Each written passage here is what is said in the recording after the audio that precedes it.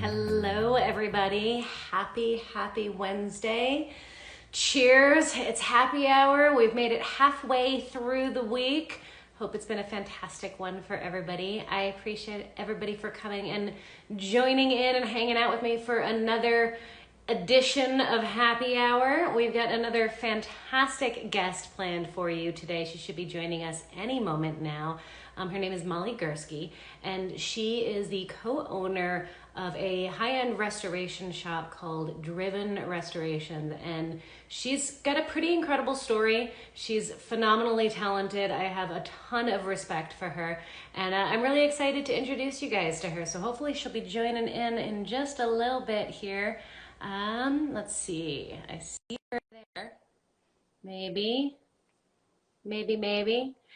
Technology. Hope everybody's got a drink. Hope you brought your questions. There she is.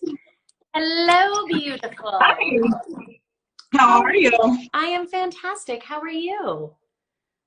Good. Yeah? It's been a long day. I tried to clean up at least a little bit, so I made an effort. All right. Do you have a drink? That's the important part. I do, yes. Oh, good. Cheers. What are you drinking today? It's white wine. I like dry white wine. So. All right. Fair enough. So what were you working on today? Let's start with that. Oh, let's see. Well, in the morning, it was writing contracts and meeting with some new customers. So that was pretty much from 8 until noon. That's what we did. So we booked some future jobs. So that's really exciting for us. And then this afternoon, boy, what did I do? I put... It's a blur, right? Yeah, it really is. I did a master cylinder access hole on the 59 Suburban. Okay. So I had to do some cutting and fabrication for that. And then I prepped it all so that we could do like the sound deadener and get there's a rubber mat that's going to go in the front side of that. So that's what I spent my afternoon doing. Awesome. It's all over the place. You just never know what I'm going to be. What all do you have in the shop right now? What kind of builds do you have going on? Oh, now you're quizzing me. Let's see. The long-term builds that I know it's kind of ridiculous. So the long-term builds are, we have a 49 Buick Special 41, that's a 4-door, a 1980 Trans Am, the 59 Suburban, which is patina, but it's totally custom otherwise. So it's got like a 475 horsepower crate engine in it. Nice. Automatic transmission. It's got Denali seats going in it. So fun. It's, I mean, just the outside is patina. The rest is all modern. Let's see. We have a 65 Lincoln Continental. I'm really thinking. This is hard. A 69 Nova. You've got a lot going on in the shop. My goodness. I know. Yeah, there's 12 cars in here at any given time. So you just never, and some of them are in for just mechanical. So we've got a Trans Am, a 41 Ford, and a 68 Mustang in here right now just for maintenance items and like assembly stuff. So we're all over the board. You just never know. I love it. All right, let's fill everybody in a little bit on who are you and what do you do? So this shop that you're talking about with all these incredible cars and projects going on, tell us a little bit about Driven Restoration, what you guys do, and then we'll go into backstory. Sure. So now, as of this year, this last like 3-4 years, we have about 4,000 square feet of indoor shop space with our own paint booth and all the metalworking. So I have my own metal room, which is my favorite room ever. And then we have the body shop, assembly, and mechanical area, and then the metal room, and then a bunch of cold storage and a sandblasting shed. And we're all out in the country. So like when you pull in our driveway, it's all asphalt and nice, but our house is on the property. The summer, our kids are running around. We've got 2 horses, 3 dogs, a bunch of chickens. I mean, it's kind of a unique setting and a nice location. But in our shop, we do anything from paint and body to just mechanical customizing. We'll do basic interior stuff, but we leave like the high-end stitch stuff to the experts. So we farm that out because that needs a special touch. The only stuff we don't do in-house is stitch upholstery, the chrome plating. obviously, and engine machine work. Everything else, like engine teardown assembly, all the maintenance stuff, that's all done here. So, and it's all makes and models, mostly American, but that's just, it's whatever the customer brings. For everybody watching, I was privileged enough to get to be out there for was it your grand reopening after they did the expansion? Yeah. And like, seriously, yeah. I want you guys to hear her when she describes the way this place looks. Like, you're driving down this picturesque Wisconsin road, like it's beautiful and country. And then you pull up on this gorgeous old farmhouse looking type deal with a bunch of property and horses and dogs running around. And then it's a shop, it's a house, it's an everything. Like, everything is all wrapped into one, which is awesome and also challenging, isn't it?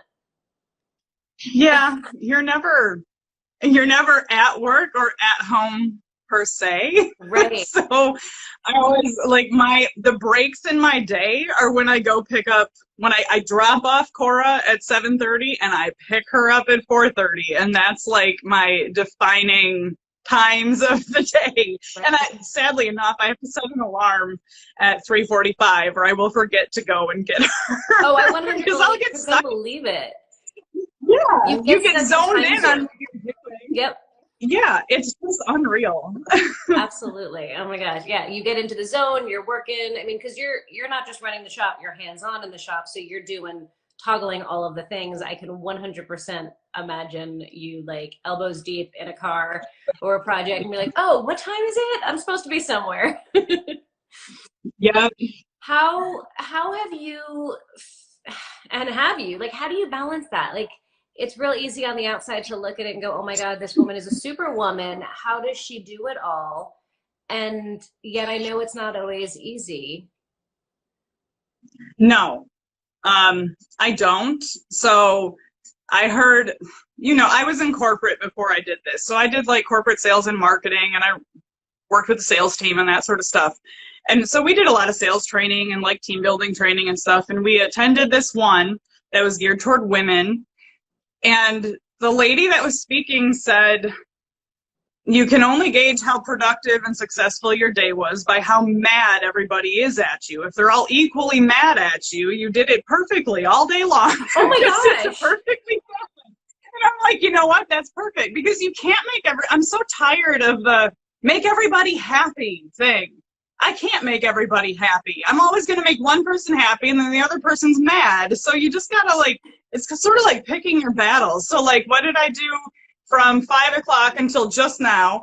I made dinner, fed the kids, and didn't shower. So here I am. And now I'm going to take a shower later. I mean, it's just, you have to be comfortable with flexibility and gray area. And you have to be comfortable with people just being, underwhelmed at certain times, but then you knock the socks off somebody else. So it's always whatever I'm doing, I'm fully dedicated to, and then tomorrow it might be you. So, I mean, I never neglect any one thing. It's just a balancing act every single day. But trying to put that pressure on yourself where you have to be everything to everybody every day is unrealistic. Right. I just don't even try. And then where does the neglecting or not neglecting yourself come in too, right? That's a problem. Yeah, that is a problem. And that's especially recently, especially because it's the trying to balance the kids not having full-time school for a period of time. So then you really start to pay attention to, okay, if I'm not physically in the shop every single day, that is in fact a problem because I am doing the books. I am doing all the marketing side of it. And if I'm not physically there, it's really hard to promote something that you're distanced from, even though, I mean, yeah, it's on the property. But when you have a 3-year-old between your legs all day, yeah, you're not going to go take photos when somebody's welding. You can't. So, yeah. It's a lot. God, there's so many different areas that I want to talk about with you. All of it. I want to talk about all of it. But you mentioned coming from corporate. Like, that's a big transition, and you made a major life change. And so I want to touch on that a little bit. Like, what is your background? Where did you kind of start out in life thinking you were going to be? And then how did we get to where we're at now? When did that shift happen? Yeah, that's a long, I'll try and make it short. I always knew I loved business. And that was since freshman year in high school. I was, I don't want to say recruited because it wasn't like a recruitment thing, but there was a program for entrepreneurship at my high school in Madison. So I grew up in Madison, Wisconsin. I went to Madison West, and I owe my dedication to the business side of things to Mrs. Plourde and Miss Thiel, because those two ladies enrolled me in DECA, and DECA changed my life. So my freshman year in high school, I wrote a entrepreneurship plan to start a business. And then from that moment on, I was like, I'm going to own my own business. I'm not meant to be an employee in any shape, way, or form. I'm going to do this. So that's what started that side of things. And that was sort of the driver for all of the decisions I made from that point forward. And the cars thing was really strange because my parents weren't into cars. My sisters weren't into cars. We grew up in the middle of the city. We're a mile from Camp Randall Stadium in Madison, where the Badgers play, right? So you can hear the band. And I don't really know how I got into cars, but I remember going to the library and reading the Chilton repair manuals. Really? Yeah, which is really strange because I'm not mechanical now. Yeah. Like, that's not my forte. I'm into like the metalwork and bodywork side and assembly, that sort of thing. But yeah, I would like stick my nose in a Chilton auto repair manual at the library, and my mom would browse the racks and I'd just read them. And then it was like 4x4 magazine and all like the truck magazines and stuff. I don't know why. I was drawn to them. My mom's like, what are you doing? But she was always super supportive of any, like, you wanted to do anything. And she's like, okay, well, where's a lesson? Where's a book? Where's whatever we can do to support you? Let's go that route. My dad had me changing oil in the driveway on our, their daily drivers and stuff, but they weren't automotive per se. Weirdly enough, my oldest sister, Emily, is actually a GM ASC certified mechanic in Indianapolis. So I look up to her. I don't know where she got it either. It's just we both like to do things with our hands. So for me to go in, I wanted to do something with animals. So I got my 4-year Bachelor's of Science degree at River Falls, which is a University of Wisconsin network school. And I graduated in 3.5 years. With high honors, and then I got a job 6 months before I graduated in corporate sales and doing dairy nutrition. So that was like my introduction to sales and marketing on like a practical side. And then I just kind of took it and ran with it. I showed everybody up. I tried to leave that job, and they fired me off an illegal email, which now if I knew what I know, if I knew then what I know now, I would have sued them. But I didn't. I was naive. But that was all in agriculture, and it was sort of the same thing because that was also a very male-dominated field. But I mean, compared to automotive, it's a mildly male-dominated field, especially today. Like today, I'd say there are leaps and bounds ahead of automotive, Really? Just in like number of people that are involved in things. So.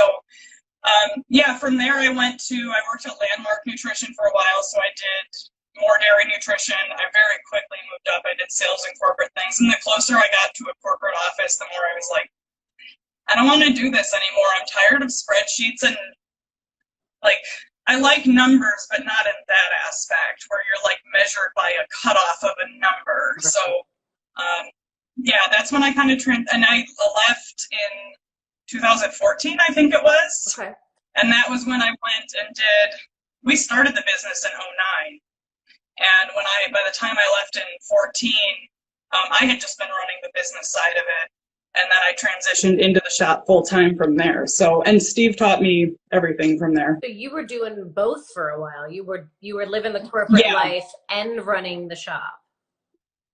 Yep. The first 5 years that we had the shop. Yep. Wow.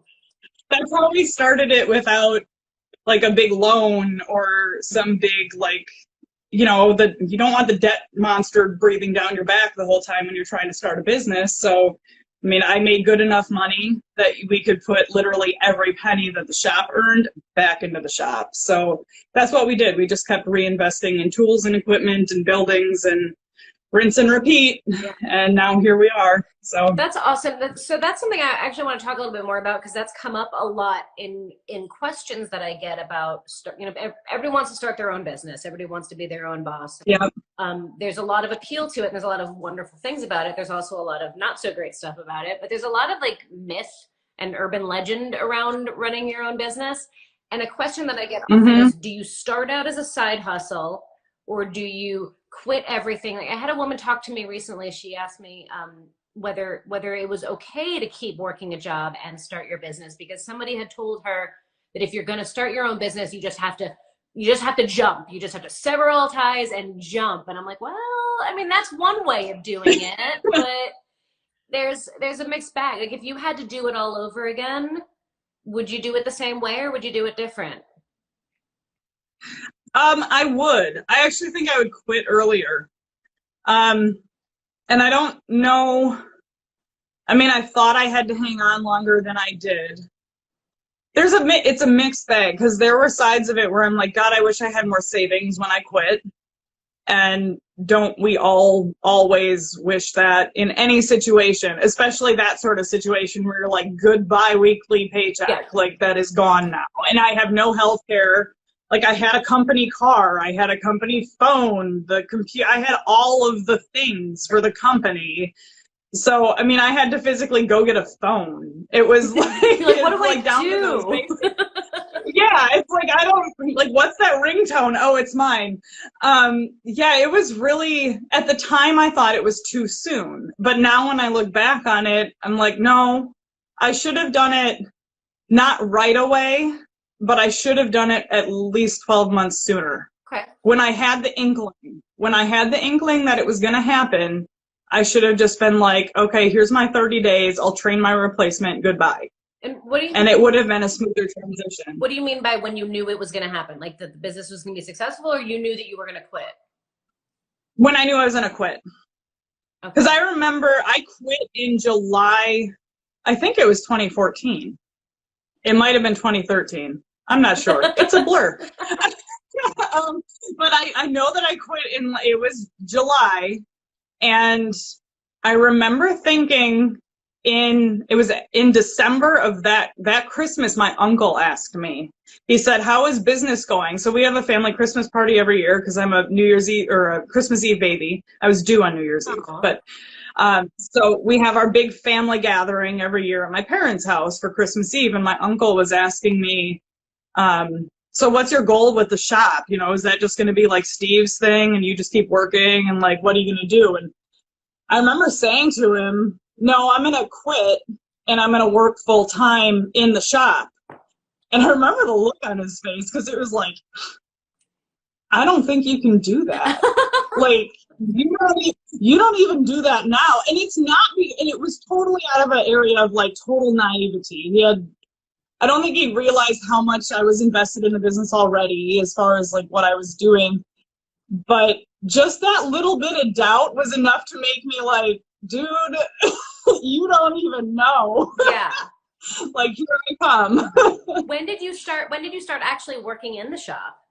Like, It was right away when I quit. So, I mean, I kind of thought it was hard, because I had to transition to not getting up to an alarm and like driving to the office and all of that, right. You know, the routine stuff. So there's like a buffer period. You got to give yourself like 14 days, I'm going to say, to sort of like decompress and be like, okay, I need a life again. Like, I need a routine. Right. But you have to redefine it. It's totally different, especially since the property is your house. It's the shop and the house. Yeah.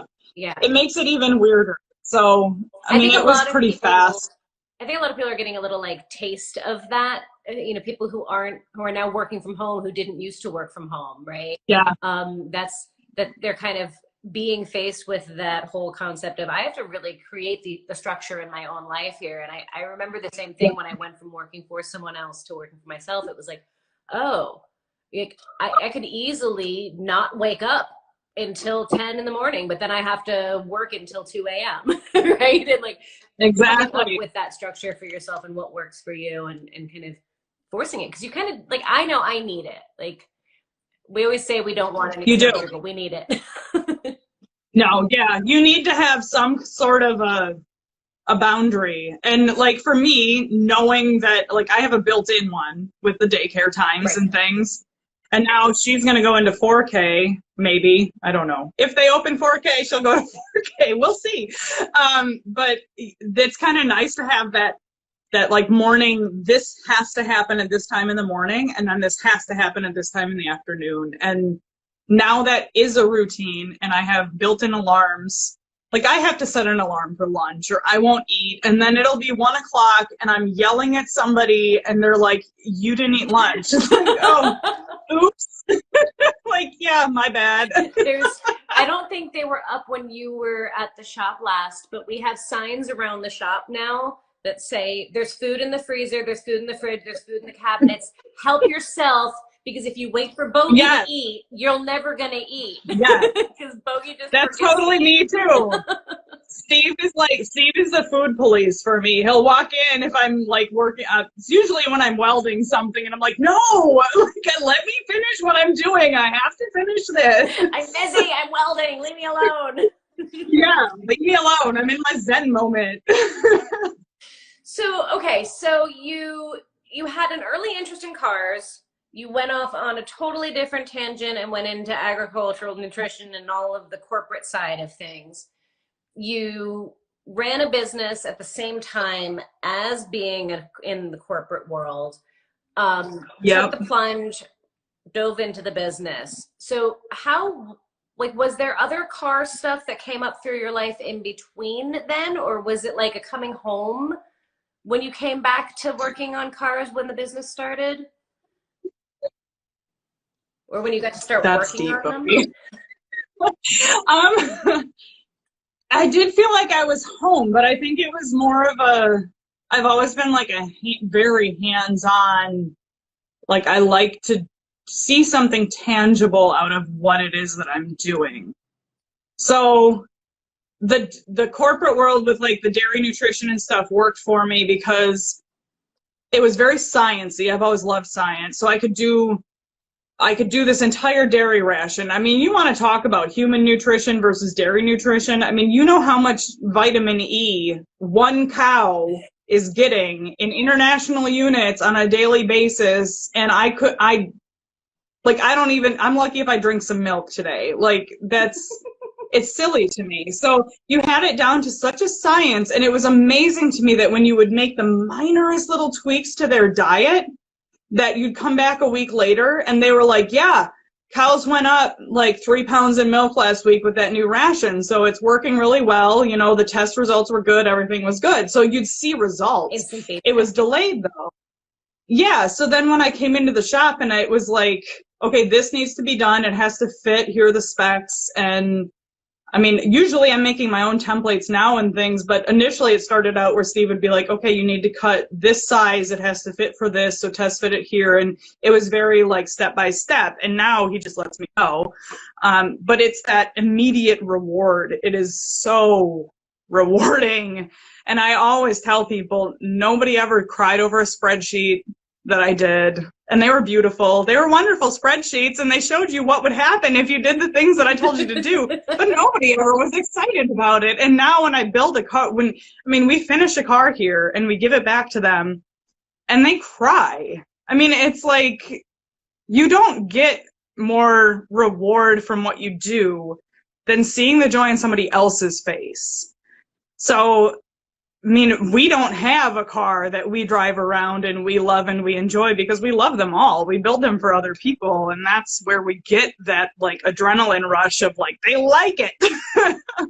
Yeah, and a lot of your projects are really emotional projects too. Like they have stories. I mean, I think cars in general, classic cars in general, that's part of what we love about cars is the story and the community and the connection. But you've done a couple of like really impactful, sentimental builds. Yeah.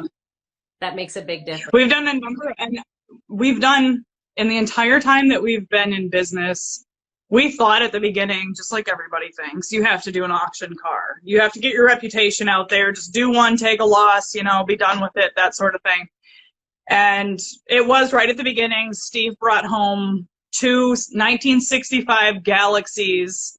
One was an XL 500. The other one was just like a baseline Galaxy. But we were going to do a frame swap because one frame was shot and the other one was good. And then body was vice versa. So we started it. And then it sat in a shed for 4.5 years because we finished a build for somebody else, and then he went around and was telling the story to other people, and that's how our business got going. Our business is based on people who have owned their vehicles or have dreamt of the vehicle that they're bringing us for pretty much their lifetime. Like the 49 Buick we have in here was the one the guy learned to drive in. So it's cars that speak to them, and then you call them up and you're like, hey, sorry, it's taking a little longer to straighten the roof. Do you mind telling us what happened to it? And then he'll go into stories about, well, we lit our other car on fire on top of a hill and had to walk home, and there may have been some roof surfing on the way. Oh my God. It's like, you can't make stuff up. It's just ridiculous. I mean, it's entertaining, but it's so endearing, and it gives you a more meaning behind the panel that you're fixing. It's not just like a panel swap on a 06 Kia or something. I mean, it has a meaning to the people that are investing in it. I think it's a really valuable point too, that like, you know, people said you had to do a certain thing in order to be successful, right? And there's more than one way to do anything, right? There's 90 million ways to go about it, and at the end of the day, it's like, what are you trying to accomplish? If you're trying to accomplish fame and fortune, then you're going to do one set of things. If you're trying to accomplish building a successful business that supports your family and is something that brings you joy every day, then that's a different set of things, right? Like those are not necessarily the same path, right? Because I get that a lot. People ask me, like, you know, how did you get to do what you do? I'm like, are you talking about me being a mechanic or me being on TV? Because those are totally different careers, right? So those are two totally different. They are, and I still can't figure out how you like wear all those different faces for all the different times that you have to do things. Cheers. No. I remember calling you up one day or texting you. I saw you posted something on social media, and I was like, how do you do it all? And you just simply answered, wine. Lots of wine. There are days. I'm not gonna lie. There are days. Well, you make it look easy, and that's something that is very impressive. You seem to balance all of the things. Somebody asked a question earlier, and I want to come back to it because I think it actually kind of touches on this idea of what we've just been talking about a little bit. Your restorations, they take a really long time. You're invested in the customer, you're invested in the process. It's a story, you're part of their life. Like, it's this big thing. It's a really good, long process. How do you, get that instant satisfaction that you like getting, that instant reward and feedback when you're on such a long-term project? But then also to the point of the question that was asked was, how do you know that it's going to be profitable if you can't look at like the final numbers until the end? And how, I know those are two very different questions, but I'm going to just throw that out there. Yeah, they are. They are, but they're not, because you have to play it by ear along the way. And we always give them the caveat. So we structured our business from the very beginning where we are not financing your dream. Like, this is your dream. And if you walk out on the road and get hit by a bus tomorrow, I will give you whatever money you had on account back. Like, I'm not going to pay for it so that if you disappear tomorrow, I'm on the hook. So we always finance it very smartly with our customers, so that the financial side of every build is not in the back of my mind, because if we get to a point on a build where they're like, I don't want to do it anymore, which hasn't happened yet in 10 years, and we've done a lot of cars. Exactly. Yeah, I mean, knock on wood. It's something that we protect ourselves, but we also protect them. So everybody finances their own car. We're not shifting money between cars. You're always on a prepaid balance, and we know our operating costs. So if you know your operating costs, and then you can do the estimates, and then I do 18-month projections for shop income versus expenses. So I always know what our fixed expense is every day of every month for operating. I know what it costs to hire somebody, to fire somebody, both in hours and in money. So I understand it's very important to know your numbers on that grainy of a level. You have to know that so that every single decision you're making along the way, every single day, is information based. You cannot make financial decisions with emotions.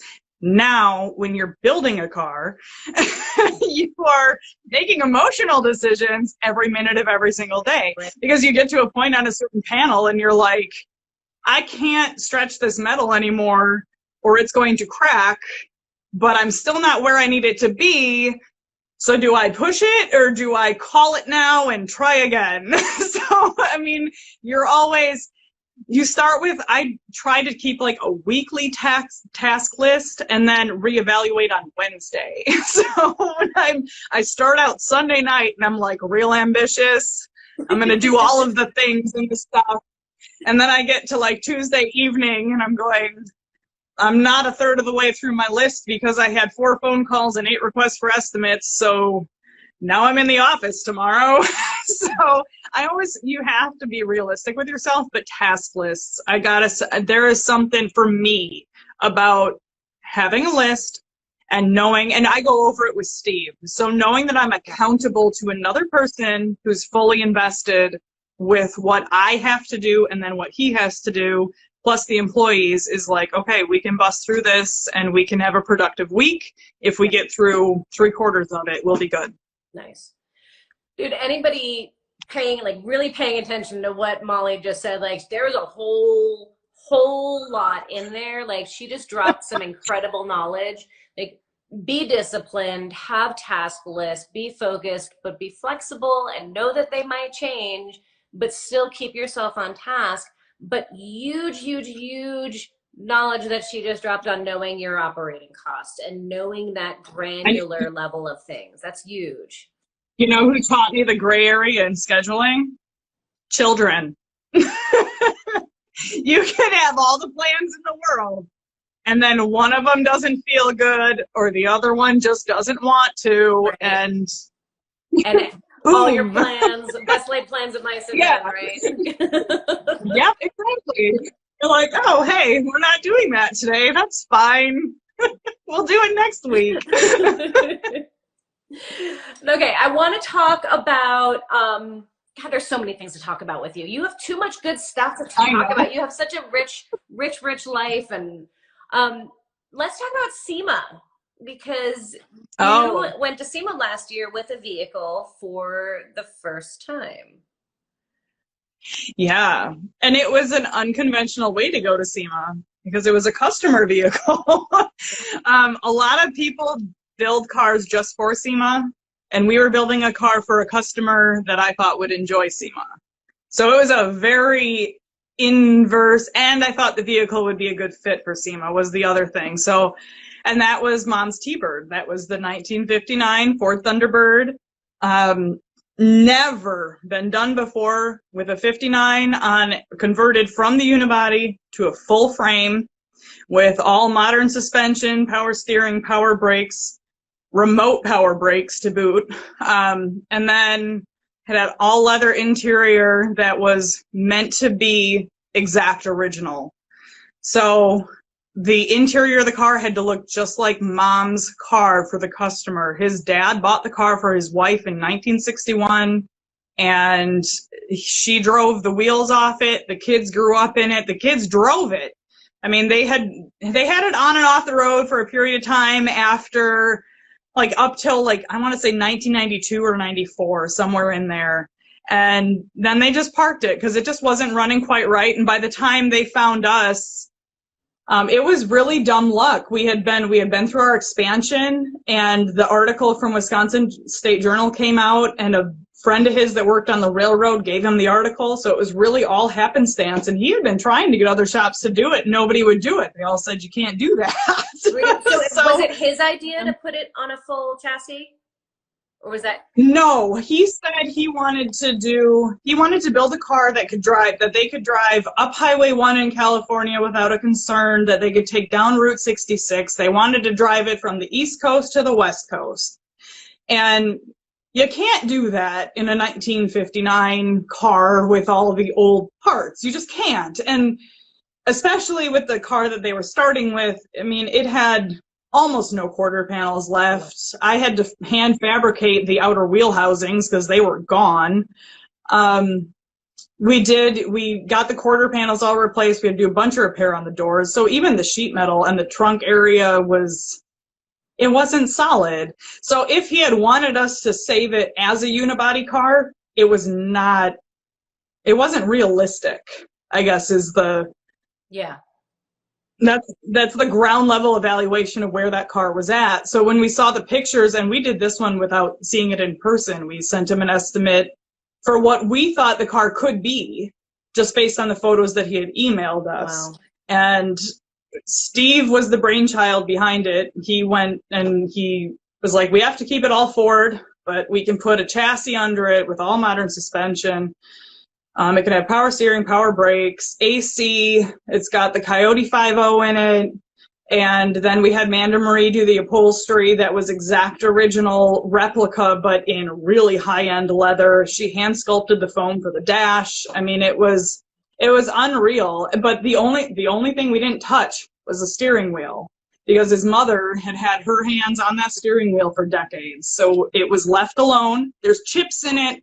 There's some little cracks in it, but it's his mom's. I mean, you can't replace that. So yeah, so we left the steering wheel, and we actually there were a lot of bugs in it. We built that car it was physically built in 10 months. We had it on the property for 12 months, but we had other jobs on the property. We built that car in 10 months, and we had a women's day, so we had a bunch of women welders and builders. Some of the most fabulous people I've ever met came out and helped us for a day because we were so behind. We needed the help. I love seeing that. That was so cool. It was such an emotional build. Yeah. Yeah. It was amazing to have them pitch in, and the gratitude that the owners have, and just seeing the looks on their faces now that they've been driving, and they drove the wheels off it already. And like, for me, I'm like, okay, we just built this car and it's all custom. Please keep it nearby, or like semi-local. And they're like, no, we're going to Illinois. Like, God, no, that scares me. Like, I mean, you gotta have faith in what you build, but you're still like, yeah. You just don't, it's custom. You don't know. I mean, nobody's ever done it before, and like one clamp comes loose and you have a big leak. So you just want to make sure that it's all done. And once things go through heat cycles, I mean, they move when you drive them. Yeah, absolutely. Oh my goodness. I heard, I don't remember who it was. I think it was Dave Kindig's shop. They put like 500 miles or something on their cars before they give them back, for that very reason. Yeah. Like, to make sure that they've like rattled out any of the things that are going to rattle out, so that can get fixed before they give it back. Because that is 100% the truth. Like, when you're done for SEMA, you're not actually done for real life. You're not done. And we brought it home after SEMA, and that was November. So then we had it all winter, but we're in Wisconsin. Can't drive it. So it was a matter of, we had to do a custom tune. So I had to get out the laptop and drive it up and down the road and like log all the data logs and send them for the tuner and have it adjusted and things like that. And so I put 250 miles on it after SEMA at least. Nice. And you still just don't know. Yeah. And let me go. I mean, you get attached to them. They have a story behind them, and you kind of, once you drive them around and stuff, you're like, oh, right. I really like this car. Do I have to give it back? It's like fostering dogs. Like, I don't know how anybody does that. Yeah. You get attached to it. Yeah. You fall in love, and then you have to give it back. Yeah. Yeah, well, I didn't give my foster dogs Oh yeah, back, that's so. right. I forgot. You have a new foster dog that you didn't give back. Yeah, he's adopted now. Yeah, I failed at fostering. Yep. I Yeah, didn't that's even me. think of that when I made that reference. I was 100%. That is so funny. Yeah, What kind of dog is it again? he's a Great Dane. And what's really funny is like just last week I heard on like a newscast that Great Dane rescues are seeing decreased numbers because people aren't watching Scooby Doo. And I'm like, what? This is Oh ridiculous. my God, that's so funny. I love him. He's such a goofball, but he's an adolescent, so you just never know what he's gonna do. Okay, Some days he's great, other days he's totally bipolar. on top of all of the rest of the things that you've got going on, Yeah. kids, shop, house, business, Yeah. all of the things. Now you've got an adolescent Great Dane. Yep. Yeah. It's interesting. You're crazy. I know. And all the more power. You gotta just like not think about it, just do things. You don't think. You plan later when you know what to plan for. Yes. Jump out of the plane, build your parachute on the way down. Uh-huh. Yes. Exactly. Yeah. So you asked me that if that was 10 years ago, I would not have been comfortable with that at all. But yeah. Now it's like, yeah, whatever, I'm good.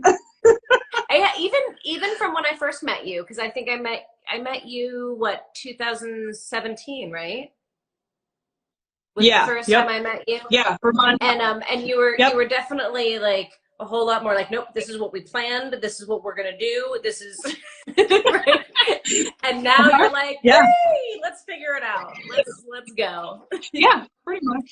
I think you have to evolve. I mean, if you don't evolve, what are you doing? when I think working on cars and working on metal and working on like all of that stuff, like you can the best laid plans, like you can come up with exactly what your plan of action is going to be, but then the metal or the panel or the car that you're working on, whatever it is, like it says, no, I don't think so, and you've got to change direction. Yeah. Yeah, especially metal work. Yeah. I will say the biggest lesson that I learned from Molly when you were participating in the Chevy Montage build was the notes. All of the notes. Molly leaves. I left you so many notes when I left you. On every. I wanted to ingrain it in your brain. I'm like, she's not gonna move to the next group of people without them all knowing what every little thing is gonna happen here. It's not gonna happen. I love it. Molly left little notes on everything. Any panel that she touched, any part of the car that she touched, there was a little piece of tape with a note saying where she was at, what needed to happen next, what was the priority, like the whole kit and caboodle. And when I went to visit your shop, it made my heart so happy when I walked into your shop and I saw little pieces of tape with notes all over them, over them. You can't trust your own memory, I gotta say. No. It's not reliable. No, the older I get, particularly. Oh my goodness. AZ Mike the welder would like to know what your welding backstory is. So how did you get into welding, and how to tell us that story? Sort of by accident. I was still working in corporate. I mean, Steve, I was running the book side of the business and things, and I want to say it was either 2011 or 2012, and I think I wanted to make something, like I wanted to make yard art or something silly. I don't remember. I think we just had a bunch of scrap metal, and Steve was just like, hey, you should learn how to weld. I'm like, okay. I'm like, I don't think he had ever offered prior to that. So I was just like, yeah, why not? Okay, fine. So he taught me how to weld, and like he tells the story like I learned how to make weld in 5 minutes. I'm still working on TIG. I'm not gonna pretend I don't TIG every day, and that is like a muscle. If you don't use it, it gets out of condition, and then you're not good again. So I stick with the MIG welding for the most part, and I mean I can replace panels with the best of them, and you'll never know I was there. So I guess Steve always complains that I'm one of those people that he shows me something for like 3 minutes and I'm good at it, and I don't My sister always said that about me too, but I still see the imperfections. So I'm still standing there like, well, that's not perfect though. So I'm my own worst enemy, but then everybody, I get yeah, it's silly. So it was quick and dirty. That's how I learned to weld. It's not silly. I think it's a common theme that I hear. It's like the being a perfectionist and being critical on yourself is both what drives you to being amazing and excelling, and yet never realizing it for yourself that you're excelling. And it's this Yeah. interesting double-edged sword because you want to we want to find the place where we can acknowledge our own skills and be like, yeah, I am good at that. And at the same time, Yeah. it's the self-criticalness that keeps pushing me to be better and keeps driving me to, like, just like you, finding that little imperfection, be like, not okay with that, need to get better. Yeah. So it's a Yeah, it's an interesting. I was just talking to, I think it was actually Brianna about that. And it's like, I have imposter syndrome and I am still suffering from it, where every day I'm doing something humbles me along the way. And I'm like, I am an imposter. Like, I don't actually belong here. I shouldn't actually be doing this. And those are days where like other things are impacting your mindset. So you have to sort of drag yourself out of the gutter and be like, no, stupid. Like you've been doing this for a while. You know how to do it. Maybe you need to take a 1-minute break, take a breath, and then reevaluate. So, yeah. I mean, there are days that are mental struggles that you are fighting your own battle. I mean, there's nobody that's telling you that's terrible. It's all in your own mind. Totally. And that's a topic we could probably talk about for like a whole nother hour, which we don't have, Oh, yeah. unfortunately. But if I find it fascinating, like, I don't know that I've ever heard a man in our industry say, I feel like an imposter. So it's this interesting nope. thing, like this imposter syndrome, this idea of I don't know if I'm good enough. I don't know if I really deserve to be here or if I belong. Like, I don't, during the Chevy Montage, watching the women kind of come through and seeing the consistency with which, as women, we would run into an issue, a problem, a challenge, a struggle, and we would go, why do I not know how to do this? Why am I not good enough? Yeah. Why am I not smart enough? Why do I not know more? Whereas all the men that I've worked with throughout my career, they run into a problem or a challenge, and it's immediately like, well, this stupid part doesn't fit. This stupid thing wasn't made right. And it's all very external, right? But we are so quick to go, oh, this isn't working perfectly. It must be because I'm an imposter. And you know what? You're so right. You are so right, because I will immediately question my own skill before I question a part, which within the next 10 minutes I usually figure out is the reverse problem, because they're aftermarket or, right. Whatever it is. Totally. It's like the stuff that I make fits. The stuff I buy doesn't. So what is going on here? Yeah. But yeah, no, you're totally right. And I don't know if that's it's either a blessing or a curse. It's one of the two, both probably ways. Either way you look at it. It's probably a little bit of both. Yeah. I remember we had a fender that wasn't fitting on the Montage, and and we beat ourselves up every which way you possibly could beat yourself up. And we thought it was because we were failures, we weren't good enough, we couldn't see it, we not put it together right, we all of the things. And then I finally threw in the towel. I was like, I've got to call one of my buddies. I got to call one of my male friends who builds cars custom. And, and I called him up and he goes, oh yeah, they never fit. You just got to cut it. And I'm like, okay. Yep. I know. Well, and that's where Steve keeps me in reality. I mean, he had a background in collision also, and nothing ever fit for collision. So, I mean, he's used to modify, fit the gaps, fit the panel, then make the part fit, that sort of thing. And we do everything we can here to do it in the right order and make sure that everything is correct to the way it needs to fit for body lines. The problem is most of the time we're trying to make stuff fit better than it did from the factory.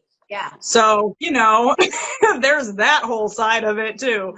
I mean, It's a journey with every single one of the cars. I am noticing that like the late 70s Trans Ams and Firebirds were never meant to fit. So they're a whole other animal. Yeah. I mean, I think old cars in general, like they never lined up perfectly, right? Like these old trucks, like they were No. farm trucks. They weren't meant to be show trucks. They were farm trucks. The gaps were never right. Yes. Yeah. Yep. We watched a video. We did a 51 Ford convertible, and Steve was really frustrated. He's like, this front clip does not want to go where it was in the first place, ever. Not in a million years. It's not going to fit. None of the bolts line up. And I think I was at lunch or eating lunch or whatever, but I was watching a YouTube video of the Ford assembly line, and they were putting the 50 Ford, they had the entire front clip on a crane, and they flew it in, and it went whack into the body of the car. And Steve's like, are you shitting me? Well, that's how they did it, so how are you going to do it now? Like, you need a crane and a whole lot of backspace so you can get that momentum there, and then you can just ram it into place. Oh my God. It was ridiculous. So, I mean, it's a reality check, and then you read some of the manuals. That same car had a manual that said that if the door would not fit from top corner to bottom corner, that you cover it with asbestos paste, heat it with a torch, and then use this giant C-clamp that was the size of the door and squish it. And we're like, what? No. OSHA will be here tomorrow. We can't do that. Wow. So that is not an option. Interesting. It's so I find that so liberating though, right? Because for me, learning all of that stuff, learning all of the craziness that went into it, learning that, you know, so many folks are just like, well, if it doesn't fit, make it fit, right? Because that's the mindset, like make it fit. Oh yeah. Like that opened me up to getting out of the imposter syndrome a little bit, right? Is that if it's not making sense, make it make sense. If it's not fitting, make it fit. If that piece of metal doesn't fit, it's just metal, cut it, shape it, make it do, like, make it submit. Yeah. And that's what everybody's modify. Yeah. Exactly. That's what I'm saying.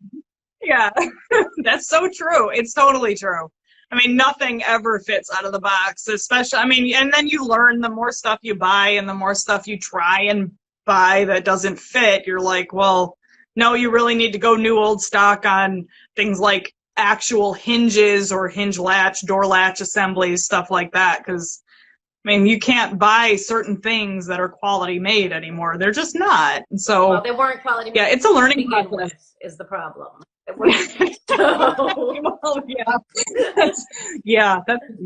True.